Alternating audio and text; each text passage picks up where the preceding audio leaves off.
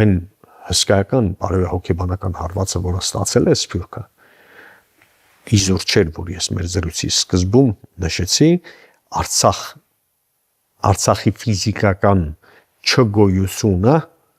շատ բացեր է առաջացրել գաղափարախոսական դաշտում։ Արցախի մագնիսը դադարեց գոյություն ունել։ Այո, որովհետև դու երեքո ամբողջ համայնքական կառույցները Հայաստան համայնքական հիմնադրամից սկսած, մինչև դիցոք Հայաստանի եվրոպացի բարեկամներ, եվրոպական տարբեր կառույցներում կոլոբիստական խմբավորումները, հայդատի կառույցները ամբողջ աշխարհում,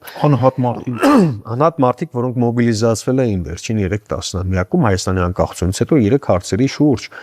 Հայաստանի անկախության ամրապնդում, ապահովելով նաև եվրոպական համապատասխան երկրների աջակցությունը եւ տնտեսական եւ արգելանք դնելով Ադրբեջանին ռազմական օգնությանը, հա, սա առաջին ուղղությունն, երկրորդը Արցախի ինքնորոշման իրավունքի իրացման հնարավորություն եւ միջազգային ճանաչման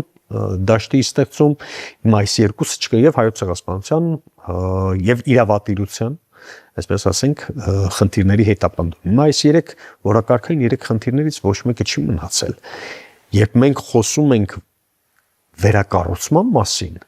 մենք պիտի հասկանանք այս օրակարգային 3 խնդիրները վերախմբագրման խնդիր ունեն, թե ոչ, ում համար են առաջնային։